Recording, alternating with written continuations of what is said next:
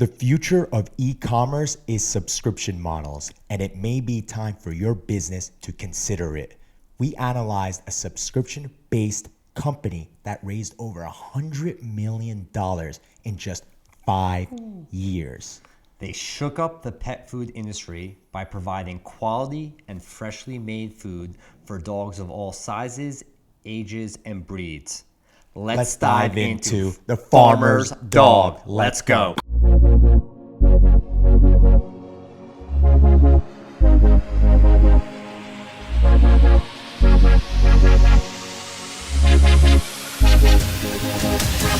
What's up, everyone? Sean Azari here. I'm with Matt Skopak. What's going on, everyone? Welcome to Deep Dive, episode 34, where we take businesses like the farmer's dog and we analyze their business and marketing strategies such that you can take these strategies and start implementing them into your business. The farmer's dog launched in 2015 by two founders. Skopak, Jonathan Regev and Brett. I think it's Podolski. Yep. So I should know his Polish name. I'm Polish, so I should know how to pronounce it. So they're a dog subscription based company where their food is basically very human grade or something? Or? Yeah, they use very few ingredients, all natural, basically compared to what was previously made in dog kibble, just chemicals, hundred number of food items or ingredients. What they've done is they basically couldn't find anything on the market that they want to give to their dog, especially I believe one of the owners had a Rottweiler. After 2 years of searching, visiting veterinarians, using medication and just different supplements, nothing's worked. So he basically created his own food line where he used high quality, fresh ingredients, and all of a sudden his dog reacted, and that was the start of the farmer's dog. And I believe their year after year sales is about 500% growth. From 2017 to 2018, they grew 500%. So let's now dive into some of their pinpoints where you could take these strategies away. I'll start with number one, simplify your campaign structure. Sometimes simple is better. What the farmer's dog did is they had a strong video creative and they wanted to really reduce their cost of acquisition. Now, in order for them to do that, they basically created a campaign with just one ad set that they were sure that this ad set was going to be optimal for their campaign. Some people do is, which is sometimes good and bad, they create multiple ad sets which contains multiple different audiences. However, that then allocates your budget into multiple nodes. Now, if you don't have the budget to do this, and if you know that there's a certain audience that's going to perform a lot better, stick with that audience and then let Facebook optimize for that ad set. There's a whole learning phase that if you're not familiar with it, just learn about it. I think within 7 days, there's a learning phase in Facebook that it understands your audience based on the conversion type that you select. So try to optimize for that, because once it hits those 7 days, and let's say if you optimize for purchases, your customer purchases, your cost of acquisition will significantly decrease. However, there's times, and I'm sure there's a lot of people that can relate to this if you're working with Facebook ads, past 7 days, and then you hit the optimal amount of what Facebook needs to know, the amount of information they need to know to understand your audience. So sometimes simple is better. Especially with the new businesses that we're talking and trying to help you with. If you don't have an extreme budget, I mean hundreds of thousands of dollars, you should use just one ad creative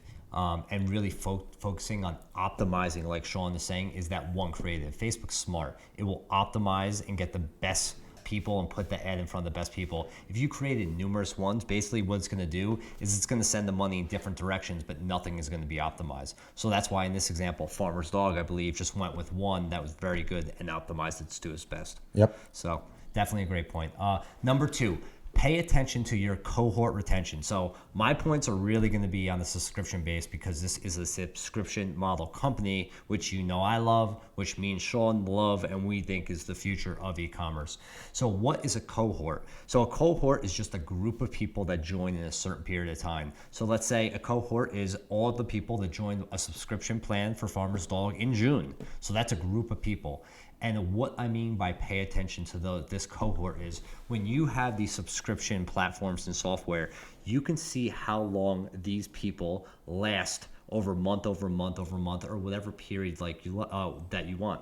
So you need to focus on say, hey, in month 1 we kept 100% of the people that signed up. Month 2 it went to 80%. Month 3 it went down to 30%. So what that tells me is what happened in month 2 to month 3 that you lost 40 or 50% of your customers, and you need to basically fix that. Is your product not valuable after 2 months? Or the amount that you're giving just not good for a month-to-month subscription? So this is basically, you need to understand why your customers are leaving, which we'll talk more about in the next couple of points. But cohort retention, learn how to read and understand your software to show that data, and then understand why it's happening, and let's try to fix it so you can keep a strong cohort that stays strong for an optimal amount of time. I think the best way to actually get those insights is like when someone's actually unsubscribing to your subscription is ask them why right away. There's a lot of, I've seen a lot of platforms that do this, not even just products, like service-based. It's like, hey, why are you leaving? Is it because you lost your job? Is it the price point? Sometimes you could provide options to decrease the price as well, so you keep the customer and a retainer as well. So you could get those insights, get more feedback to make sure that, you don't lose customers in the long run. Yeah, I think on even the farmer's dog, what they used to do is even call the people when that they saw in the beginning, when they probably didn't have millions of followers or millions of customers. They used to call them and see what was the problem. So Number 3, create a free tool. I love this because it's not only with subscription type of services, but this is great for almost every type of brand business. Is what Farmer's Dog created is basically a tool, a questionnaire when you go on the site, where it basically gives you a personalized plan for your specific dog. So when you're entering the quiz, and this quiz is really visually appealing, and it's a great narrative based up until it gives you a solution. It asks you, your dog's name, your dog's weight, the type of dog, the breed, and so forth. All types of stuff to understand who your dog is, the weight of your dog. And then at the very end, you get a personalized plan of what your dog needs to eat and how much it's going to cost you per day. They break it down by per day. When I was doing like a Pomeranian with, I don't know, the weight, I was getting $2 a day. It's going to cost me to feed my dog using their service. And then as you scroll down, this is what they built a beautiful sales funnel. I like to call it, and that's what it is. And this page is basically how they break it down, the benefits of the food, like the health benefits and how easy and convenient it is. And then from there, you scroll even further, you see all the reviews, all the press mentions about the product and so forth. So they're really selling you. And then obviously they go for the kill, the sell. So try to create these free tools. There's actually a lot of other good examples that are in e-commerce based. BuzzSumo does this. They create a free tool where they allow you to try certain things. Uber Suggest is one of them too. These are all free tools. But if you really want to, and you, by the way, while you're doing that, you're collecting emails. It's such a great tool, especially on items or things or scenarios like this that is really misunderstood, or like a new dog owner.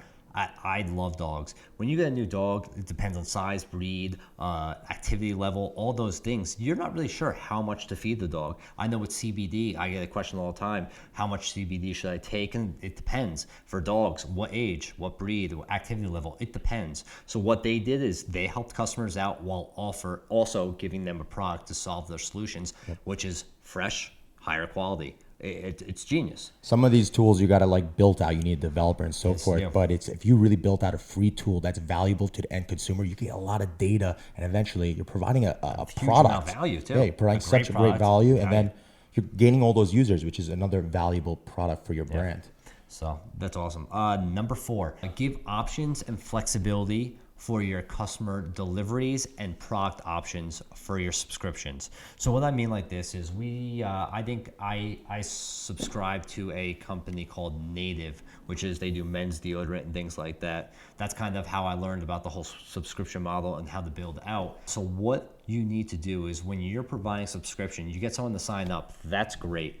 But to keep them for as long as possible, because that's always our goal for subscriptions, to keep customers and subscribers as long as possible, you need to give them flexible options. So maybe after 1 month or 2 months, maybe they want to switch the deodorant type, or for the dog farmers, they want to switch from chicken-based to maybe lamb, or maybe to beef, or just whatever. So give them options that they can easily go into their subscription portal and switch from product to product, maybe to add biscuits or treats or or other things. And then for delivery, maybe they went away for 2 weeks and they don't need dog food for another month. Give them the ability to skip, or maybe to get it sooner, or maybe to go for every 2 months instead of every 1 month. Giving customers those options, that is a good thing. If you read through the statistics on subscriptions, when someone skips actually or changes their modification, they actually subscribe longer to your service because they're a user, they believe in it. They just need different modifications. So that's key. Make sure you give them their options, because if you do not, they will close the subscription instead of subscribing just a different time frame or product to use. Freshly actually does this really well. This is human based. Humans are eating it, but every time you get their product, Freshly is a meal prep program that's subscription based. That they'll ask you, I believe they email you so forth, that what did you like, what did you not like, what can we improve on, and based on their algorithm or something, right? They'll suggest other things. Of course. Right? I mean, you can't do that with dog food. Dog food is basically, you're not asking the dog, but you kind of could tell what they like. Dog food is the perfect ingredient and perfect thing for a subscription model. Just to put this in, you brought Freshly. Freshly. Change their mind. Freshly, I believe the subscriber lifetime value is about 3 to 6 months, closer to 3 months. For Farmer's Dog, they retain 50% of their customers for 12 months for a subscription. That is absurd. Because dogs just eat the same thing every day. The same thing every day, the same amount every day for the most part. And then it's fresh food and the dogs love it. So this is the perfect model, but that's why we talk about, that's what Farmer's Dog does a great job. It's not like, guys, you can't just launch a subscription model and then that's it. Okay, add on 1 month and that's the end of it. You actually need to create a great platform and portal and then different options to really keep the subscribers engaged and happy. So that's just one thing that Farmer's Dog does great and we want to get across to you. All right, awesome. Number 5, create fast-paced ads with text overlays that get right to the point. Farmer's Dog, I've seen a lot of their ads, which are like 8 seconds long, which, you'll see the dog food, but then says it's better for them, easier for you, right? Again, an 8-second video. They have multiple different versions of this. These work really well. I've seen the multiple different types of businesses that do this, because at the end of the day, the video, when you look at actually the analytics, I've seen even with my ads, the percentage of people that watch a certain video, like the length of it, it's like 5 seconds. So that 5 seconds is really important to get your point out, get that message out, because that's what's going to help drive conversions, because people are scrolling. So your creative needs to be fast. It needs to get to the point, and it's to give that selling point. Like, what's the benefit for the customer and how it's going to help them in the long run. And that's what, the Farmer's Dog does. Something we forgot to add into the context is, right? They're convenient, they're affordable, and they're valuable, healthy. So that's why they're such a great subscription I think base. the proof is that basically scientific studies show that dogs that eat high quality fresh food actually live 3 years longer. And I didn't make that up. That's actually from a real scientific study from a university. So, and number 6, add-ons and bundling are the key to your success. So this is a way to really optimize your subscription base. This is something that Farmer's Dog maybe doesn't do that well right now, but they really should implement, and I'm sure they will implement moving forward. They need more products in that people can add on. So they're really good right now at dog food. They've built that customer base, but I really think they need maybe a pet toy line, dog treat lines, or anything that has to do with dogs. I mean, just like we talked about Casper, they started with bedding, pillows, sheets, anything that has to do with sleep now, they really are involved in. So Farmer's Dog, what this will be able to do once they create these different lines is when people have these subscriptions, a big part of this in that portal now is changing, like we talked about, delivery, changing or adding products, but offering new products that they can add into their subscription. So what does that do? It increases their average order value because now they're adding in, hey, how about you add a box of treats into your subscription moving forward? Or one time, let's try these, add these in and see if you like them. And what that does, you just increase your subscription moving forward by 15 or 20%. And by the way, by gaining data, by creating these free tools, by sending out email surveys, you get more customer insight so that you could build up those new products so you could start upselling them. You don't want to add on a product to just for everyone. Everyone has different needs. So it's good to get a lot of data from your customers, such that when you create new products, you could send that email campaign to specific customers that you tagged a certain profile to, Yep. right? That you say, hey, look, I have this for your, well, let's just say we're talking about dogs, for your bulldog. That's only great for bulldogs, and you show them lifestyle shots. That could be apparel. Let's just say apparel brand for the dog. But you show them how it looks on a bulldog. If you don't send that photo if someone's having a greyhound, you know what I mean? And that goes with everything else, right? If your subscription is based on vanilla protein powder, right? Every month you get this certain vanilla protein powder that's like vegan and all that, right? And now you're not going to upsell a non-vegan product. Does that make sense? So you got to understand your customer base. I know it's very high level, but doing that's going to help increase your conversions as well. So when you go about, if you haven't and you're trying to start your subscription, make sure you do it right away, because those first initial subscribers, you're going to get an inflow because those are your loyal customers.